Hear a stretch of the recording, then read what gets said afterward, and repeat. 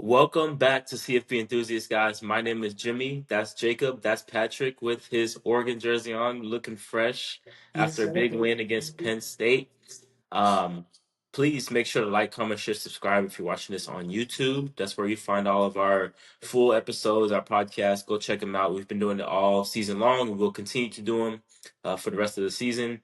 Go follow us on the Instagram and TikTok, CFB_enthusiast. That's where you'll find a lot of our short form content if you're not able to see the full episodes.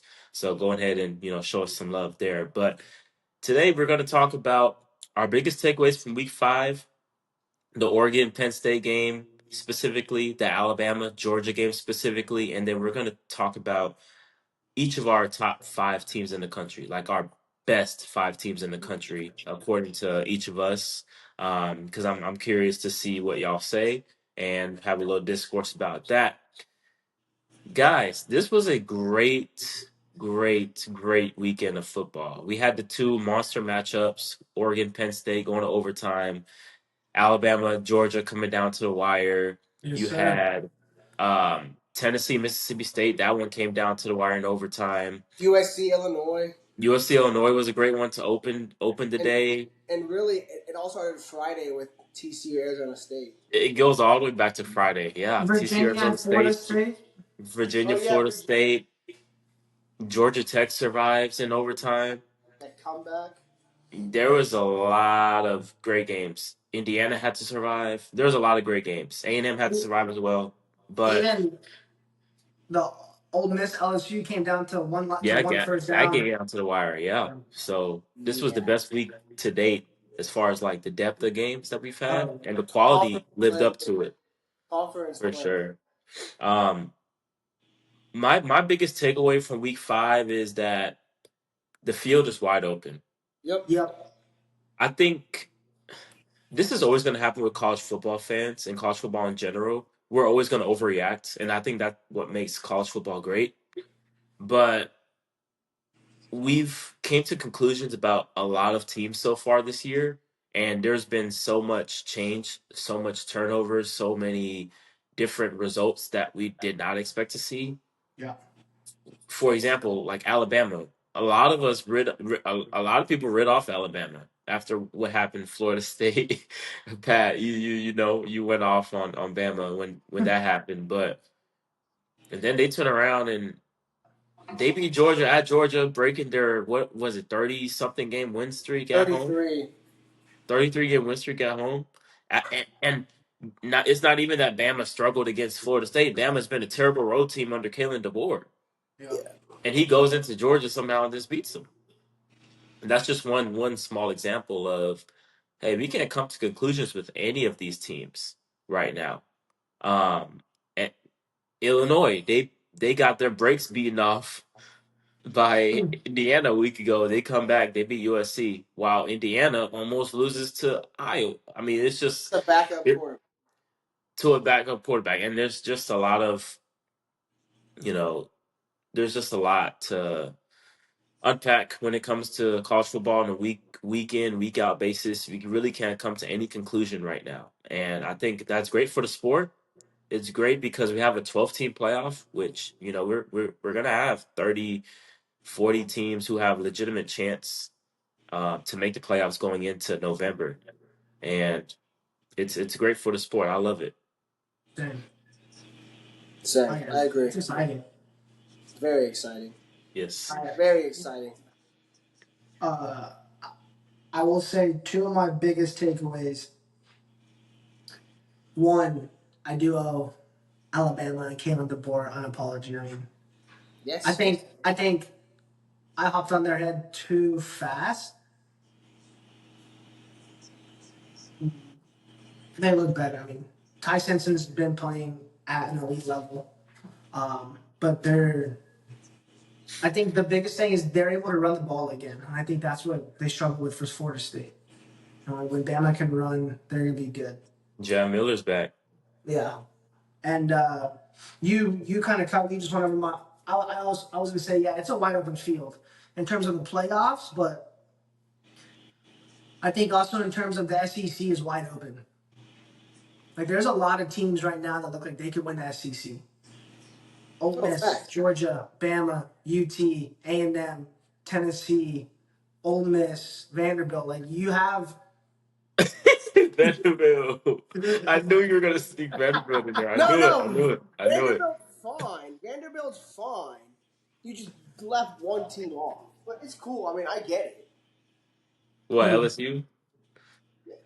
I mean, I get it. I wouldn't feel something They either. were like the 4 team I said. You didn't say them. Oh well, But LSU, yeah. I I don't don't know. have We'll run my the tape laptop's back. dead. I don't have my notes in front, but those 7 or 8 teams. I mean, the SEC is wide open.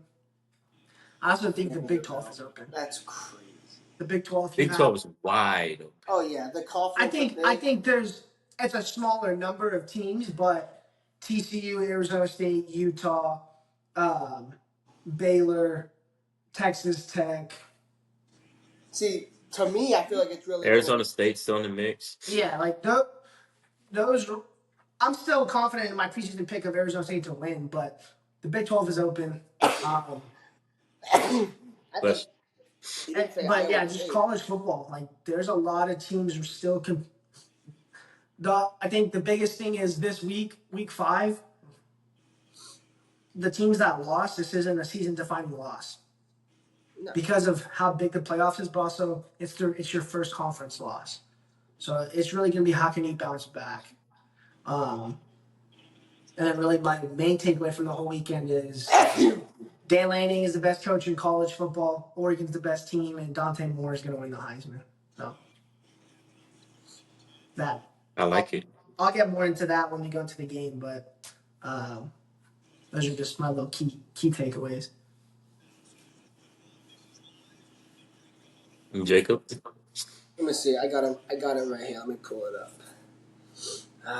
This isn't turning on. My biggest takeaways. Couple things. Kind of like what Pat said. I said the SEC is very intriguing. Like he said, it's gonna be. The SEC is always intriguing, but I feel like as deep as it is, it's deeper this year because again, Vanderbilt looks really good. Mississippi State's gonna play with people. South Carolina's gonna play with people. I think Missouri's actually better than last year, too. I agree. And they were pretty good Missouri, last year. So you got Vanderbilt, Missouri, Mississippi State, South Carolina, and then you still have the LSU's, Texas, Oklahoma, Georgia, Alabama, like Tennessee. Like it's 11, 12. Like with the exception of maybe Arkansas and Kentucky. I mean, that's 14 teams that are going to compete every week in and week out with each other. Like there is not the SEC there isn't any Saturday where even if you play Kentucky, like Kentucky's gonna fight, like they're gonna scrap, like they're a scrappy team. Arkansas just flat out like they just suck. Like Arkansas's bad, but with Bobby Petrino back at the helm, never know, man. He's got a couple screws loose. Never know. Somebody take away his keys, all right? My other thing is same with the Big Ten. I feel like the Big Ten is deeper this year than it has been in a while because you have obviously Oregon, Ohio State, Penn State, Michigan's good, Indiana, USC, Illinois looks really good. Michigan State's going to compete with people. Like it's deep. Iowa's going to play hard. They may not win games, but Iowa's with Kirk fans, so they're going to play hard. Same with Minnesota. I know they're not the most talented, but they're always going to go out there and like PJ Fleck's going to have them running through a wall. And then my other takeaway is the LSU offense. Like Brian Kelly said, Nuss was hurt. He said he would need the bye week. Well, the bye week is here to recover. But then yesterday he said Garrett Nussmeier is not hurt. And then Nussmeier said he wasn't going to comment on his health. So it's like now we're getting two different signals. He looks hurt. Like he looks bad. Like there's no he can't zip the passes in there. He can't whip his hips around or whip his like. You can tell that he's like I know Brian said he's not hurt, but he's that abdomen injury. Like it's bad because he looks like a whole different like. He can't bring his shoulder around to throw it to the other side. He's inaccurate. The deep balls look bad. Can't run the ball. And Joe Sloan's play calling has been terrible. My thing about Nussmeier, if he's been hurt, why didn't y'all rest him against Southeast Louisiana? That's he only played the first half, but then like my other thing to your point, like if he is hurt, and you see it early in the Ole Miss game, like, oh, he's hurt, he can't play, then you know what? I get it. He's a captain. He's a fifth-year senior, but we're trying to win the game, man. Let Michael Van Buren go. Like, if Nuss is actually hurt and he doesn't give us the best chance to win, then let Van Buren play. Like, with 24, the defense held Ole Miss to 24 points. Like, 24 points. You should be able to win a game giving up 24 points to an elite offense. It's fair, like 31-24. Or 27-24. Yeah. I was just saying, that was the game. That was the score of Oregon's game. It's just like, I don't know. You had another point? No, I was just saying, LSU has a ton of injuries right now. You said no run game. They didn't have their running back. They're missing 2 linemen. Aaron Anderson got hurt. It's just a lot of injuries right now. I mean, yeah, no Caden Durham hurt. Anderson got hurt in the first quarter. The right tackle didn't even play. And then what? The right guard went down in the second quarter. So, still. Well, let's get into this Oregon-Penn State matchup and our thoughts. I'm going to just get Penn State out the way. I want to say it's disappointing, but it's not, like, surprising at all. No. It's it is still disappointing. They just can't create explosive plays against good teams. That's just what it comes down to. Offensively, defensively, they're going to play fine enough to win the game. Every time. Every time. You notice every time Penn State plays one of these games against the Oregon now, exception of the Big Ten title game, whenever they play Oregon, Ohio State, Michigan, these top teams, it's always 20 to 13. It's always 13-7. It's always 20-10. Some really low scoring game where their offense let them down completely. Yeah. Right. Their defense always plays well enough to win them the game, but their offense just comes up short. They can't create explosive plays. Bro, they can't even get their bread and butter with their 2 running backs. That shit was shut down against Oregon. They couldn't get the run game going. And when Penn State finally got going late in the fourth quarter, it was a lot of lateral stuff, if y'all noticed. It was a lot of sweeps and just misdirection stuff, which is cool, but okay, where was this in the first 3.5 quarters? Yeah. You know, that's how they were able to hit the one deep shot, the one explosive play they were able to create. But other than that, it was just a lot of lateral stuff that got them going, which we didn't see in the first 3 quarters. And that's just very disappointing and disheartening. Drew Aller can't make the plays to carry this offense. I don't know how they're going to be true contenders come playoff time. Again, I really don't.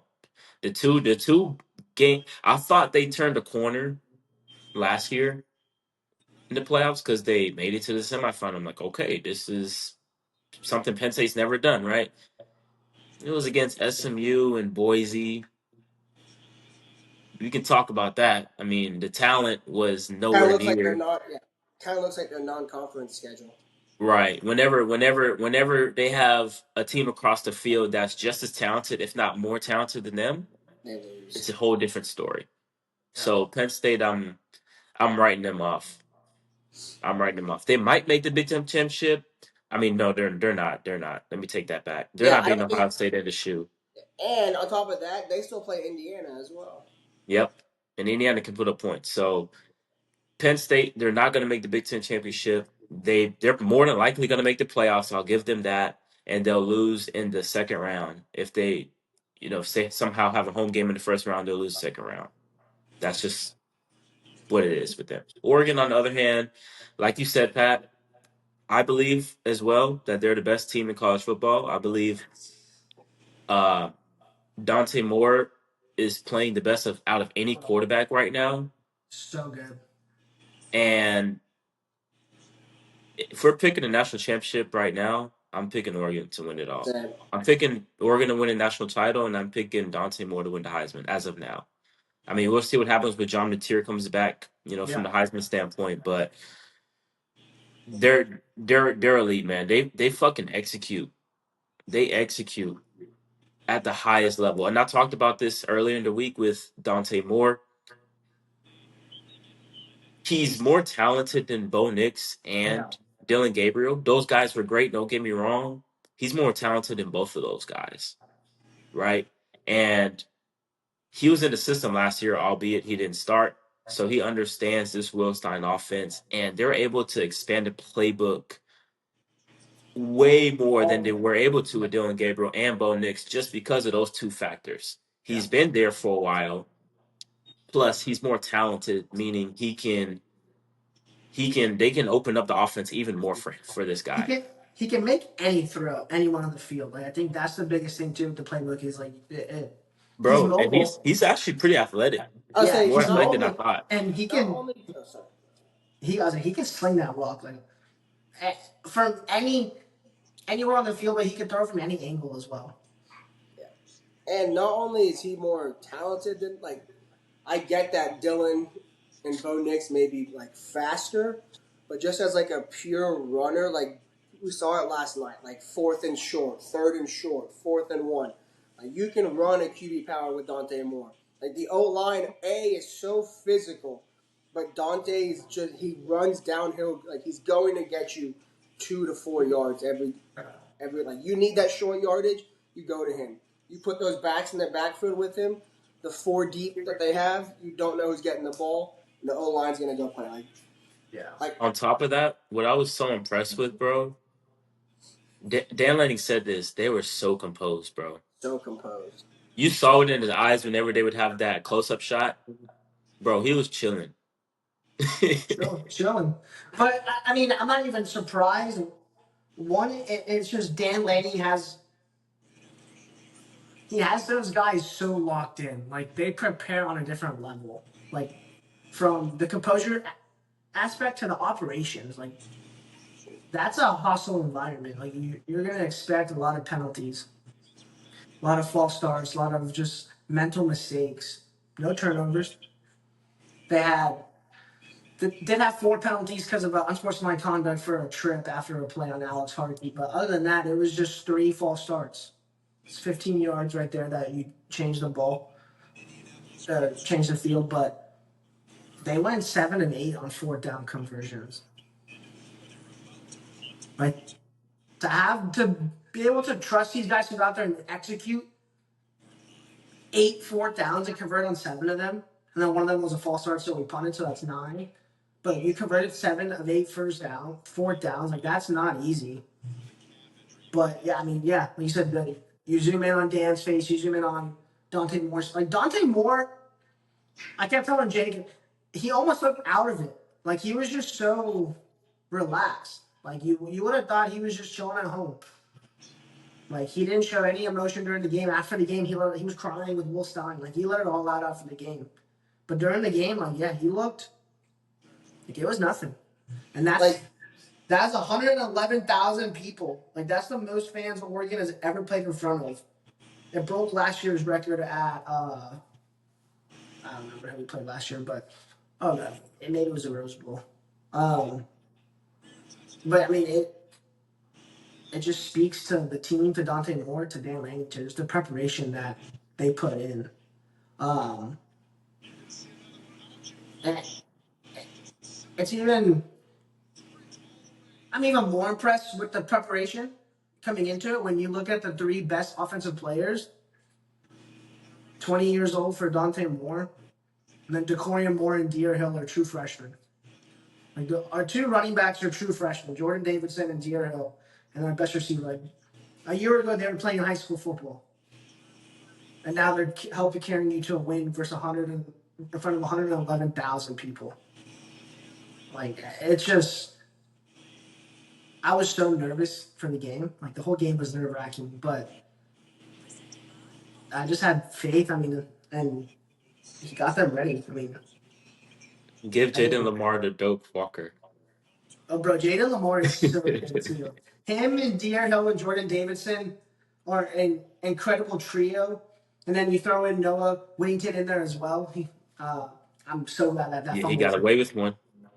About time. Michael Dyer was down, so they gave us No, Michael Dyer was not down. I think Makai Hughes was transferring. Yeah, he's gone. He didn't even travel with the team, Uh, and which makes sense. I mean, all those guys come back next year, all three of those running backs. But this is real fast, and then I'll let you guys touch on the rest. But Dan said in the post game, he said usually, what was the exact quote? I don't have it in front of me. He said that that crowd usually usually accounts for 7 points because of they're the big difference. He said, but not tonight. Like it's just I don't. They're just so locked in, like week in and Speaking week out. on Lanning, because I wake up every Saturday morning to watch College Game Day, Yeah. and I don't know which game they were talking about in particular, but Saban was talking, right? Anytime Saban listens, I'm like really attentive. Mm-hmm. He was saying something about, when you're playing on the road, what he tells us guys is these fans, they're not out there blocking. They're not out there catching passes. They're not Yep. out there making tackles. Yep. And that is the exact same thing Dan Lanning said as Yeah. well, that he said Yep. to his team. So you get that little, coaching philosophy passed down to Dan Lanning. So I thought that was pretty cool. Yeah, and which it's true. Like the fans can be as loud as they want to be. They can do whatever, but they're not the ones on the field that have to execute the X's and the O's. Um, and I I think this was real fast, but going back to the Saban and the passing down, the coaching pedigree and all that. A.D. Mitchell, Touchdown? Touchdown? like 75 yards. That was an insane touchdown. Yo! He finally has a quarterback, and I'm so happy for him. The quarterback who could throw it deep also. Um, but I think for Dan, it speaks to he sat under Nick Saban and Kirby Smart. He was a DC for two national championships at Georgia. So the environments at Penn State that he faced this year, just really any environments, he's been in those before. Like, I know he wasn't the head coach, but he saw Kirby Smart on how to prep, how to get your team ready for that. So I think that pays a big dividend. And just Wow. Not to cut I you think off, he dropped the ball before the goal line. Like on a celebration, one of those Yeah, celebration things. he dropped it before the goal line and threw it out the back of the end zone. It's a touchdown. Jesus Christ. Because I was like, the score didn't change, but yeah. Oh, my Sorry, Pat. goodness. Sorry, Pat. um oh, like I know we talked about last night in the chat, but the video of him post game, well, you can see how much he loves his program. Like he's fully invested in the players, the program, the time. Like he loves it. There. I mean, I know he said he's never leaving, but you can just see like that. It means everything to him to get a win, whether it's versus Oregon State or a win like that. Like any win to him is so important, but to go into a place like that, it just means so much. And then on the flip side, credit to James for. I mean, he lost, but Penn State is a good team. They're a fundamentally sound team. They had 2 penalties in the entire game. It's just Drew Lamar's gonna do Drew Lamar things. Drew Alara puts a cap on Penn State and what they want to do. Penn Yeah. State fans can get mad, but as long as Drew Alara's there as the quarterback, they're not gonna do I anything of significance. I feel like that's always Penn State's thing. Like even with Trace McSorley, no disrespect, he was a dog, but that's what was holding him back. Like they had an elite defense, but he could never carry him over the hump into big games. Christian Hackenberg, don't Oh, my bad. Lamar just fumbled. oh, I don't think they have it. Hackenberg couldn't Yep, get them there it over the hump. Sean Clifford. Sean Clifford couldn't get him over the hump, and now Drew. So James Franklin has the team. He has the running game. He has the defense. He has the X's and the O's, and just they're very well coached, but he's always been missing a QB. And it's crazy because I do think Andy Kotelnicki's a phenomenal OC. Very good He's OC. really creative, but I feel like there's just certain things he just can't do with this offense. Yeah, They tried some stuff. I see it. Like I've seen stuff I haven't seen from Penn State throughout the yeah. years, but it's just like it doesn't work out when it really absolutely has to work out against these top teams. But Like he uh had the perfect quarterback when he was at Kansas. Like Jason Bean fit his offense to a T. yeah, maybe I think it's maybe the fit too Yeah. with the offense and the quarterback skill set. I think that plays a role too. Yeah. Honestly, if I'm thinking about it, like hindsight's always 2020, but Bo Prabula would have been a better fit. Just Yeah. saying, way more Uh, mobile and hey. yeah. Just Anyways, real fast. Sorry, I keep talking about it, but just to yeah. wrap up, that's the best defense I've ever seen Oregon play ever. Like we've never had a defense like this built at the line of scrimmage, fast in the secondary, and linebackers they can cover and stop the run. Like it speaks to Dan and Tosh, but it just it's a different style of Oregon from Oregon fans what we're used to. Even just 4 or 5 years ago, like we never had a defense like this, and I think the defense will continue to stay like this as long as they're there or Dan's there. So it's just exciting. My biggest takeaway on the Oregon game was three things, and I kind of touched on them during the week. You're not going to outcoach or outprepare Dan Lanning, like we talked about. Like they were ready to go, like they were locked in. Dan Lanning has taken Oregon from being this fast finesse team to being a team that we're just going to bully you for 4 quarters on both sides of the ball. Offensive line is going to beat you down. The defensive front is going to beat you down. Like, And yet they still have that speed and finesse factor with them. right. Well, yeah. But they're so fundamentally sound. Like, they're never missing a gap assignment. They're never missing, like, even when DBs are flying out, like, Oregon, like, they don't miss tackles. They don't miss tackles. Like, they just don't. And if a guy misses a tackle, he's forcing the ball carrier to make a move, and other guys are flying to the ball. Like, they just do all the little things so well. Yeah, I agree. We do. Very high praise for Dan Lanning and the Ducks. Maybe he'll see Moving on this. to this Alabama Georgia game. Alabama clips Georgia once again. It doesn't matter who the coaches are. It doesn't matter who the quarterbacks are. It doesn't matter who the other players are. Alabama finds a way to beat Georgia 24-21 in Sanford Stadium, breaking their home record. So both Georgia and Washington have their home winning streaks snapped. Um, Now every what, team in the what FBS has lost in this decade. They were the only team that hadn't lost a home game in this a home decade. game? Insane, insane. What, when are we going to talk about Ty Simpson as being one of the best quarterbacks in the country? Dude, he's cold.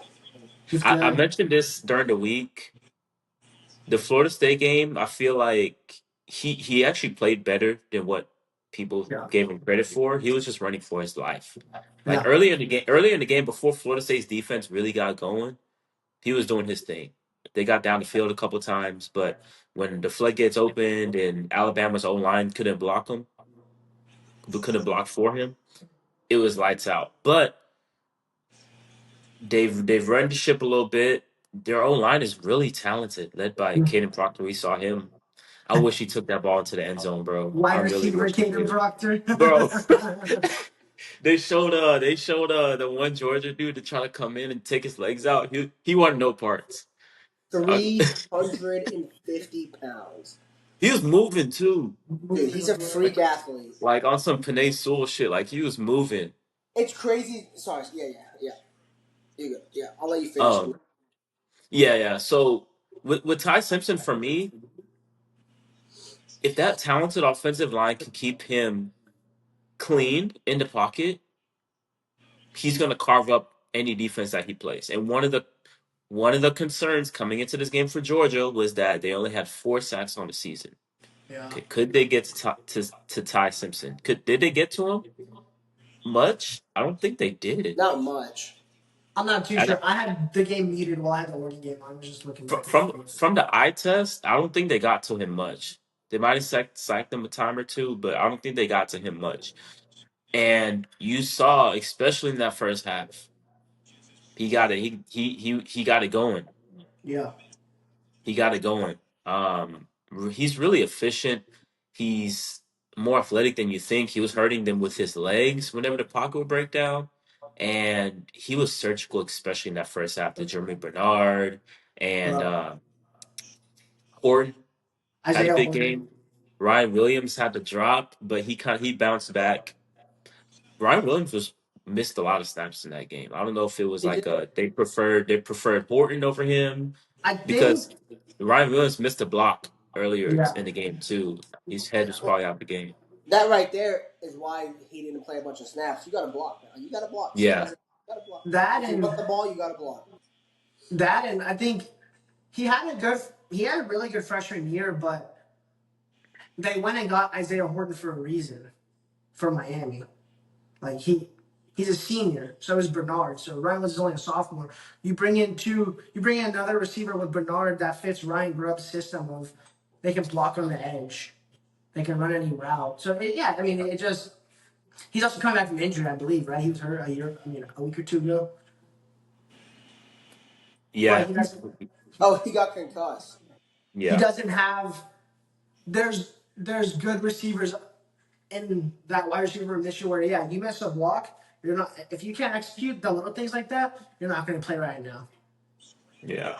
Um, yeah, I really think Ty Simpson's one of the best quarterbacks in the country, Yeah, though. he's really Honestly, good. like he's really good to me. He gets the ball where it needs to be on time, on target. He makes plays with his feet when he has to. He has really good pocket awareness. He knows when to get out of the pocket. So as long as Alabama's talented offensive line can keep him healthy, I think they're gonna put up a lot of points. And I really like this Bama team, this Bama offense. I agree. I agree. And with I Jeremy Bernard too, like with how good he is, people forget he was like wide receiver 4, wide receiver 5 on that Washington team that went to the Natty. Like that Who's wide for? receiver room was insane.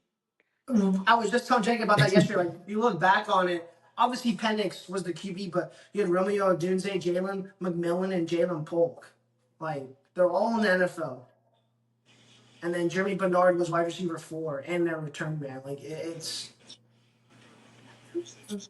the offense that Bama ran yesterday.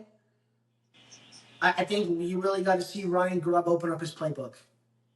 He has the players like he had at Washington to do that.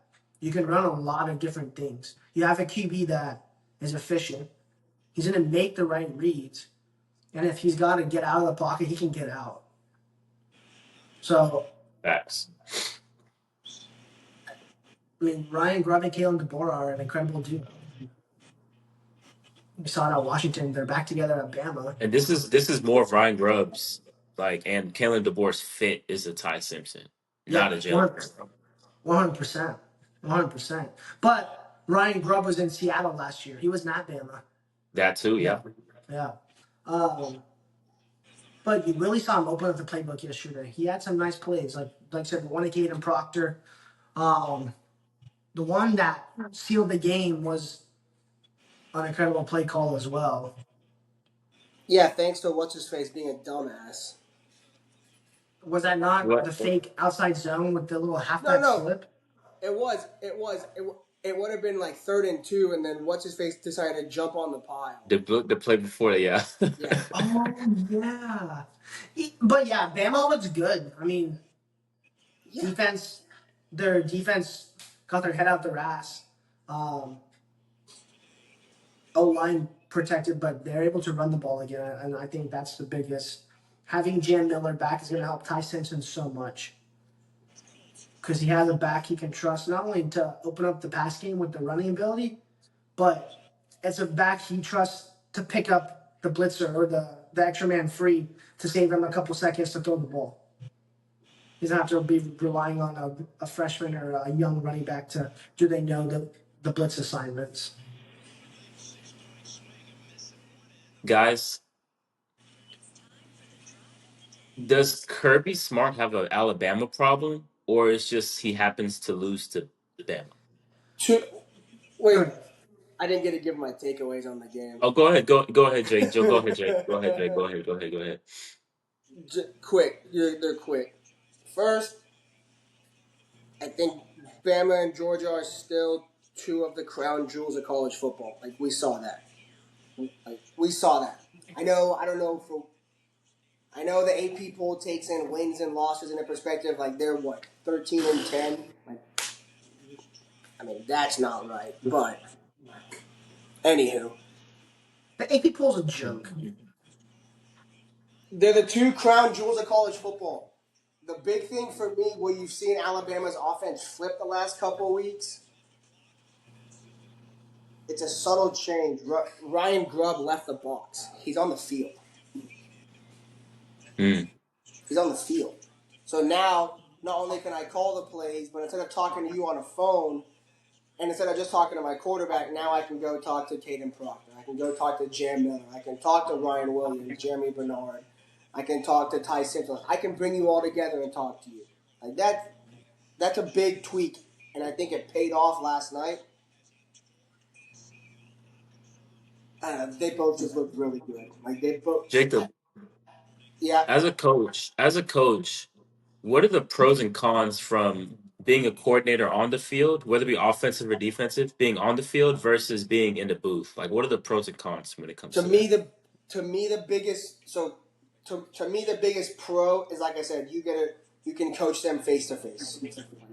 I can go up to you, ask you, hey man, like what do you like as a be like, hey, what look are they giving you in this play? What coverage are they showing? What are you seeing out there? Like what? Then you go ask the running back, like what are you seeing? Or defensive, you can ask the like the D line, like what's the O line doing? Ask the linebackers, like are they shifting late? All this stuff. That's the pro to being down. The pro to being up. Well, I guess the con to being down is also the pro to being up. When you're up like that, you can see the whole field. Like you can see it from the bird's eye view. So you get that different perspective the higher up. You can see all 22 players at once rather than looking from the side. But with Ryan, like if a coordinator is going to be down on the field, they got to have somebody up top that they trust. Mm. Like someone that they know, okay, they see the same things that I see. They see the game the same way that I see. Because if you're down on the field, you still need somebody up top that you can be like, hey, we're giving them this look here. Are they rolling the safeties? Are they shifting the coverage late? Because you can see that from up top. So to like that, pros are you can coach them face to face and talk to everybody. Cons are you can't see the full 22 view. Pros are being up. Yeah, pros of being up is you can see the full 22 view. Cons of being up is you can't talk to everybody face to face. That's just how I see it. But yeah, they both look to me. Both teams look good. I know somebody had to lose, but they both look good. So Yeah. But I I think. don't. No, Oh, go ahead, Pat. no, go ahead. No, I was just gonna say, like, I don't think Kirby necessarily has an Alabama problem. I don't think it's like a psychological thing, but I do think it's one of those things where the talent is equated. So you have a team just as talented as you in Alabama every single time. Yeah. And when it comes down to that, it's just like, are your players going to be able to execute? Yeah. It just comes down to something as That simple as that. and he talked about it after the game, and they showed the graphic before the game too. And he's 2-0 versus Kalen DeBoer, so that maybe it's just that Kalen DeBoer has his number, but he was going up against Nick Saban before that in all their matchups. And their last 9 matchups, Bama and Georgia, while Kirby's been there, this is only the third one to not be a SEC title game or a national championship. So I think it just comes to the talent level is more even field, but in those big games, Nick Saban I feel like always has the upper hand, right? And any conference title game or big title game. But now But with well, in a good amount of those games too, Georgia had the lead. in Yeah, and they were. at halftime. Um, but I know Kirby said he's not going to lose any sleep over it because somebody has to lose and it's a big game and that happens. But those are the kind of games where you can't lose if you're Georgia. Like you're like you want to be the top dog, you got to beat the other top dogs. Uh, but maybe Kalen DeBoer just knows how to beat Kirby Smart. He's 2-0 versus him now. I think it also comes down to the fact that when you look at all the games, like if you look at all the games that Kirby's played against Bama, counting this one as well, like for the majority of the period, Bama's had the superior quarterback too. Yeah, I was thinking that during the game. That is true. I feel like Georgia, the last maybe 2 years, since last year and this year, maybe moving forward, you look at these other top tier programs in college football, Georgia's skill players don't match up evenly with the other team's skill players. Like Georgia never has the best skill players anymore. They don't ever have the best QB. Their defense used to be they had a good offense with good players. They had the best defense in one of the best defenses in college. But I think with just NIL and transfer, that's more evened out across college. Like Georgia's no longer going to have, they're the most dominant team coming into the season year in and year out. Like they're going to have to compete with a lot more teams now to win the title. And like Nick Saban said, there's more. The NIL and transfer has kind of widened the field and evened out the field for a lot of other teams. Yeah, they haven't had like a uber talented quarterback really. I take that back because Carson Beck was pretty good. He ended up struggling a lot last year, but other than that, it's like a Stetson Bennett, Gunnar Stockton, Jake Fromm. Jake Like Fromm. you can win with them, He and let you can Justin win with Fields them for walk. sure. He let Yeah. Justin Fields And walk for sure. He had JT Daniels, but he was injury prone. oh, he was so bad. But you're able to win with those guys because their defense was so dominant. Well, not So only yeah, that, I but mean, you didn't like need you didn't need that. and like don't get me wrong, like Stetson was a dog and Stetson was good, but he also had what Pat mentioned, like the other guys didn't have. He had a Lad McConkey and a Brock Bowers. Like AD both those Mitchell guys, AD for the Mitchell. first year. he did everything too. So it's Yeah. like They're all on the they all went pro and then transferred. And then AD went to Texas. And Carson Beck comes in and he has his Carson Beck had Lad McConkey and Brock Bowers too. So I think it's just Georgia no longer has. I'm not gonna say no longer because it's still Kirby Smart, but I think Georgia's no longer gonna. I would say has like the top. They're gonna have a harder time coming in and being like, oh, this is Georgia. Like they're the best team in the country. There's no question asked. They're still a top 10 team in the country for sure, if not top 5. But they're no longer just gonna run away with like the title is not gonna be theirs to lose. They're gonna have to actually prove that the title is theirs. I agree with you to an extent, but I also disagree because if I'm looking at like the field as a whole in college football, and there were maybe, no, not maybe, there were. I'll touch on it in a little bit. How about that? I'll touch on it in a little bit. Yeah, okay. We're about to wrap this part up. Yeah. But I mean, we can kind of actually head into that now. I don't think we're gonna see like another team go 16-0, 15. It's gonna have to be at least 16 games now, at least 16-0, and win. That's not gonna happen anymore. Like It's Georgia's gonna the be last team so that's gonna do it, yeah. It's gonna be hard to and go undefeated now. very difficult. Very. I And mean, that's why the playoffs. Oh, no, no, no. oh no, finish. I think that's why the playoffs are so exciting with 12 teams because really, out of those 12, there's probably 10 of them that legit, 11, 12 that could legit beat title. Like they could win the Yeah, title and be like, oh yeah, that makes sense. and I feel like with it being such a long season now, a loss within the season might be a blessing in disguise because it gets your team refocused, it gets your team back going instead of like, I mean, this was a one-off scenario, but with Oregon, they're what 14-0, and then they just run into a buzzsaw in Ohio State. Like, Yeah. damn, you know. But other than that, I don't think we're gonna see a team just sweep the field 16-0, 17-0, whatever it is, and win the title. I, Yeah. I, I just don't see that happening anymore. I agree. Um, I agree. Heading into this last point, I think Oregon and Ohio State have separated themselves as the top two teams right now. But let's talk about the top five teams and that we've seen so far in college football. Not necessarily like a poll, but the top five teams we've seen mainly on like an eye test. You know, um, we were talking about this a little bit in the chat, but my top five teams, Oregon and Ohio State, I feel like are should be unanimous for anyone who's going to put out a top five best teams. They've definitely separated themselves as the top two teams. I have Miami. I really like what I've seen from them. They have a really great offensive line. They have a much improved defense and a quarterback, that's veteran who's gonna make the plays to, Yeah. win your team a lot of games. And Carson Beck, he's not turning the ball over too, which is a great sign. These last two were really tough for me. Same. Really tough.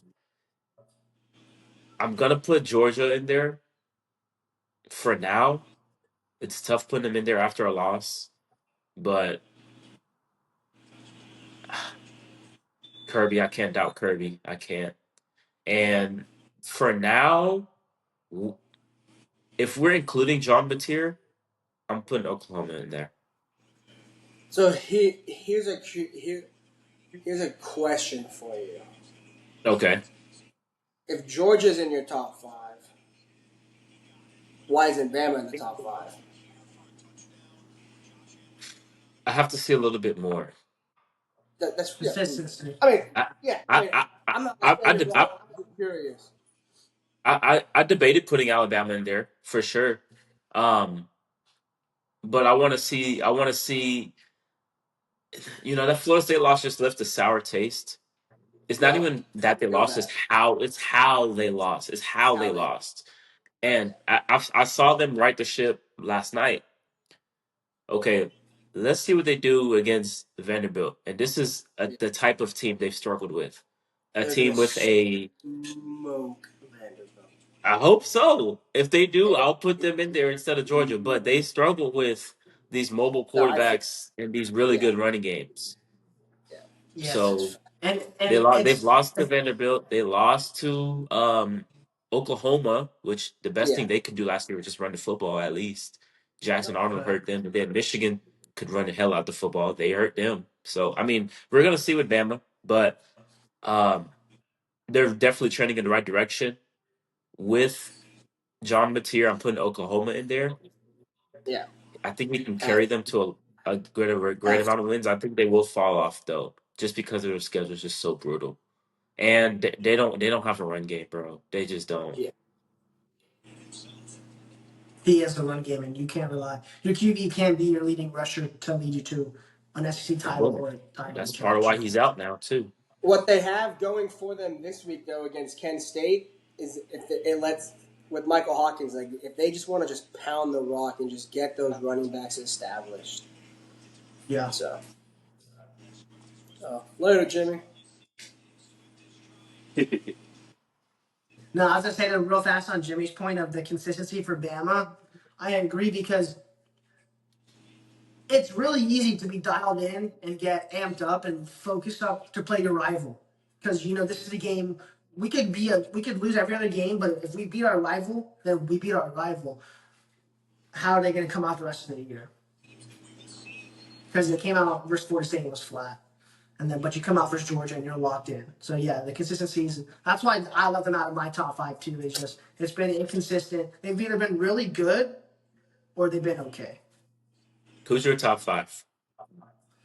Uh, Oregon, Ohio State, Miami, 4 and 5. It was a 1-5 are toss up. tough, bro. It was. I don't know. I want to put Penn State in there. I've seen like bad defenses for real. It's just I don't trust Drew Allard to win the games. I don't trust James Franklin to win the big games. Um, I really want to put Ole Miss top 5, but I don't know. I'll go 4 Vanderbilt. No, just kidding. No. Um, I don't know, man. Miami. Miami's 3. I had Penn State 4 before, but coming in now, I'll probably put. Your Hoosiers. I was thinking about that too. I mean, they're gonna get smacked in 2 weeks, so I just that's didn't that's gonna be an think. interesting game. I can't wait for that. that is gonna be a good game. Who did I Indiana, play? Oregon. Y'all both have a bye this week. Funny you say that. That's gonna be a tough Of matchup. Oregon's 8 conference opponents have a Y'all play bye the 9. week before they play us. Y'all play 9 Do conference. y'all? Is it really like that? That's crazy. Wow. You're still missing your 4 and 5. Think, Pat. Think. A&M? Okay. Nah, I'll probably go.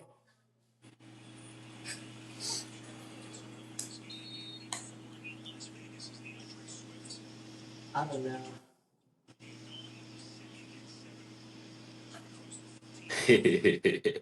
A&M. Come back to me. I was saying I don't know. Come back to me, Jacob. Give me Okay. your No. top 5. I want to hear your list first. Well, okay. I mean, we could be sitting here, but Fine. I got Oregon at 1, Ohio State at 2, Alabama at 3, Georgia at 4, and I'm with you, Jimmy, with John Mateer, Oklahoma at 5.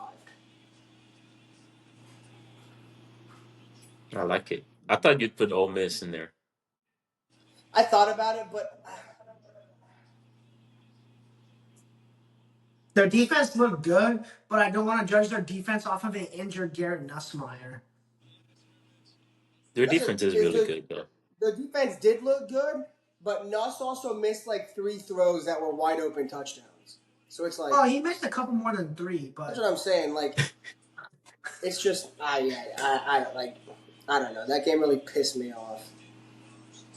the good thing is it's a long season, man. Yeah, well, if he doesn't get healthy, it's gonna be another like 9-3 season.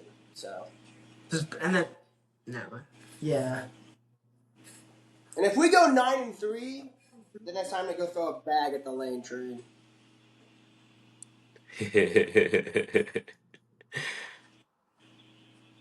Can you bring Austin Simmons with him? Okay, I think he's happy where he's at. No, he talked about that last night. I don't know if I sent it to y'all, but it was super cool. He talked about it in the post game. They asked him about what his thoughts are on Ole Miss not storming the field after they beat number 3 or number 4. And he said, it's super cool to see the fans not storm the field, to be at a place long enough to build them up to where the fans know, hey, we just beat the number 3 team in the nation. We're supposed to do that. He said, so it was super cool to see the fans not storm the field and know that we've got to the point where beating the number 3 team in the nation, that's expected from us. I like that. Yeah. But yeah, I guess I'll go Oregon, Ohio State, Miami, Bama, or Georgia, Bama. I like that. I just think. Sorry, Jacob, question. I Oh, know what who's you're going gonna first? ask. I know what you're gonna ask. What? I need to see more from Miami. Okay. Yeah, that's what I was gonna Oh ask. yeah, you didn't have Like, Miami. I didn't. The What do only you want to thing see? What are you looking for with Miami? Because I think Like, they beat Notre Dame, which is a good win, but they haven't played anybody since. I can tell you what you're looking for. The same reason I almost did not put them in my top 5. I need to see Mario Cristobal win a game without being a fucking idiot. Like, he's gonna lose them a game, and it's gonna be a big game. It's not even that. Like, when I rank these top fives, like the way that I look at it is like I rank it. I'm like, okay, like if I would have put these teams on a neutral site field, who wins? And I think if Miami played these teams on a neutral site field, I don't know that they win. Granted, they beat Notre Dame. They were in Miami. Like they haven't even I don't even know if they've gone on the road yet. But they haven't even. If they have, they haven't even gone without No, within like remember, 150 They're not going to miles of the leave city. the state of Florida till like November. Like yeah, I'm saying, so even their road games even are a in road Miami. game, it's not like even a road game. Like they're not traveling. Like you're leaving the day before or the morning of. Like you're. So, like, when I do these top fives, like, I look at it as, like, if I put Miami versus Georgia on a neutral field, who wins? Or, like, Miami versus Alabama on a neutral field, who wins? That's how that's how I do it. They beat Notre Dame, and I think Notre Dame's a really good team, but it's going to be hard because the ACC is so bad. So, if they take care of business and do what they're supposed to do, they'll be fine. They'll get a shot versus these top 5 teams. So. Well, So then, if they if you put beat it like if they that, beat Miami, if they beat FSU next week, are you impressed? Same FSU team that beat the Bama team in your top 5. Yeah, but that was week 1. so loss is a loss. What? It is. A loss is a loss, but week 1's also.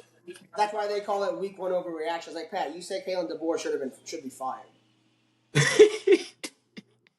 Season's not over yet, dog. I know, like week, like whether it's the NFL or college, like I always find it hard judging wins and losses in week 1 solely on the base of like we don't even know what this team is. Like yeah, Florida State beat Alabama, but for all we know, Florida State they just lost to Virginia. They could lose to Miami. They could lose to Duke or whatever. They could finish the year 9-3 or 8-4, and then it's like. Hey, speaking of that, Florida State losing to Virginia, shout out Chandler Morris, bro. He had 5 touchdowns. And that's exactly what I was talking about Florida State. You let Chandler Shout Morris out as well. Shout out as well. UNT 5-0. The Mean Green. Hey, group of 5 representative. That's what They could look be. They could The be. winner for the American will make the playoff. I think if they're undefeated, because I think Tulane goes through the AAC and wins it with 1 loss, and that 1 loss is at Ole Miss. Yeah, that's why you just said the winner of the wait, AAC. you said the winner of the American. I'm sorry. Yes. Yeah. They could still win with the 1 loss. Disregard. Just a conference loss. Yeah. No, I know. I was thinking. I don't know. I was thinking. He said. I don't really know what I was thinking. But thinking about what you said, Jacob, for your reasoning, kind of makes me want to maybe think about Miami. And like that's the whole reason why like the LSU win over Clemson, like people are like, what a great win. But if you look back at it now in week 5, it's really a terrible win.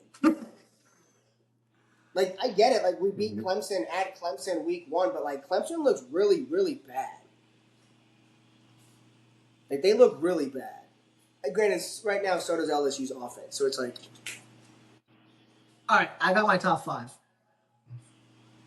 It's Oregon, Ohio State, Georgia, Bama, Penn State. Penn State. That's just like. I don't know. Yeah, I'm with Jimmy on the Penn State thing. Like I don't know that I can put enough faith in Drew Allard that I think, oh, they can go beat a Georgia or they can go beat an Alabama or beat an Oregon. Like we saw it last night. I guess you're right. You're right. Rewind. We saw it last night. No, stand on it, Pat. If you believe it, stand on it. Like we saw last night, like he's not going to go win you a game. He's going to lose you a game and throw a really, really bad pick in triple coverage. Yeah, but I don't think Carson Beck is good. You're right. He's really good. I take it back. I think He's not bad. He's not going to go lose you. I'll keep Miami at 3.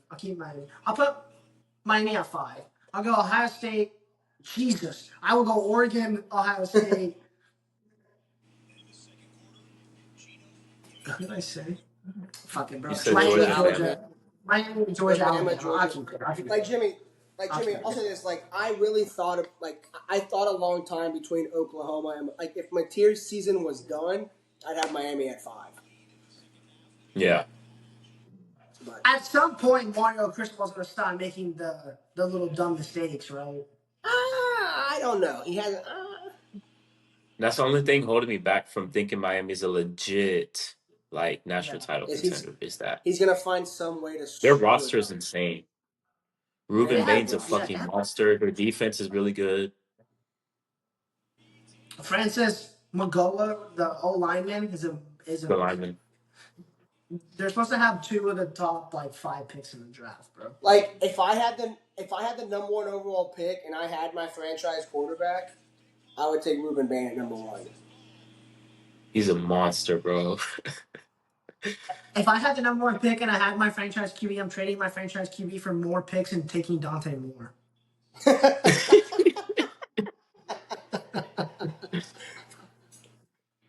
No, I'm just kidding.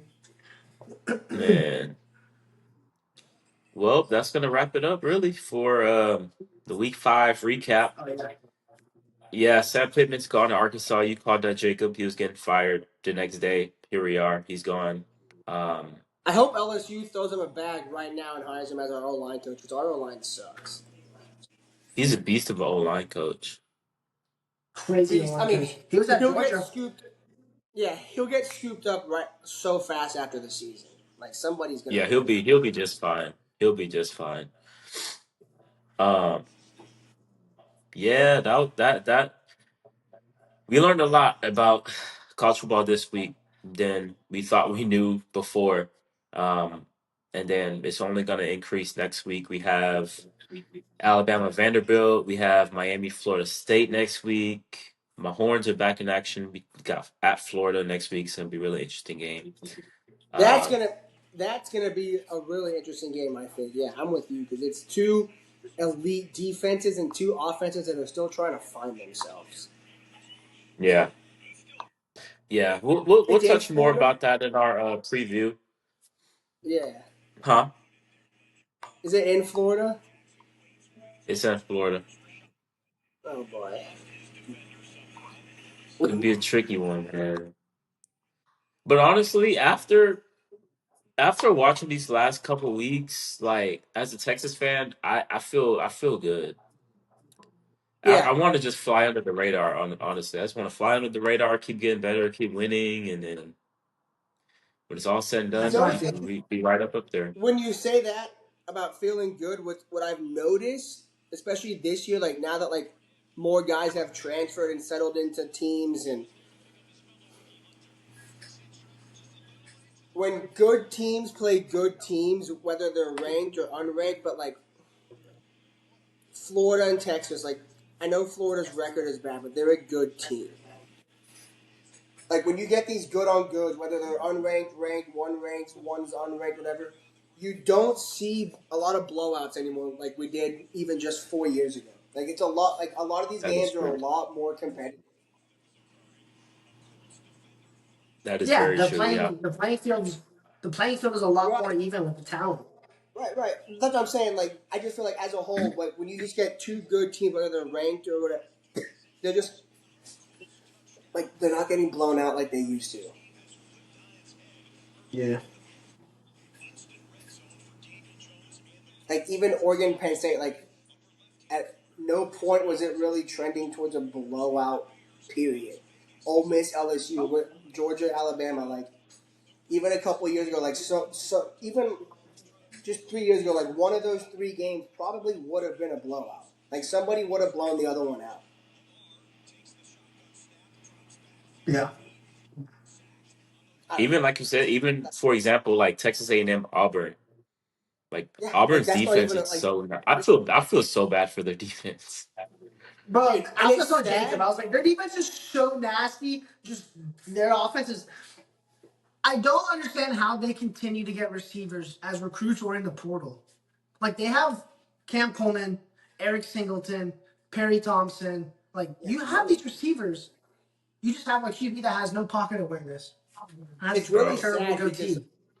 it's really sad because that's how Auburn's really been since. Like you went from Cam Newton to 1 year to Nick Marshall, like, and they went to the Natty with both of them.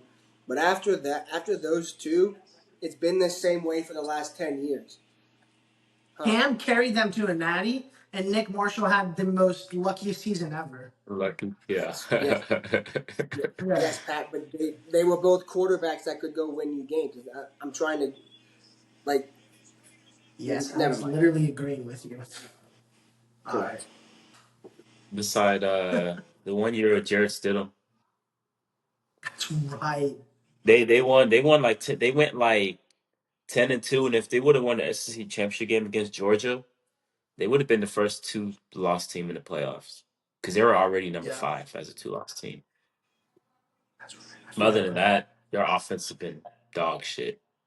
And it's crazy because for so long they've had such an elite defense and just no quarterback play. Facts.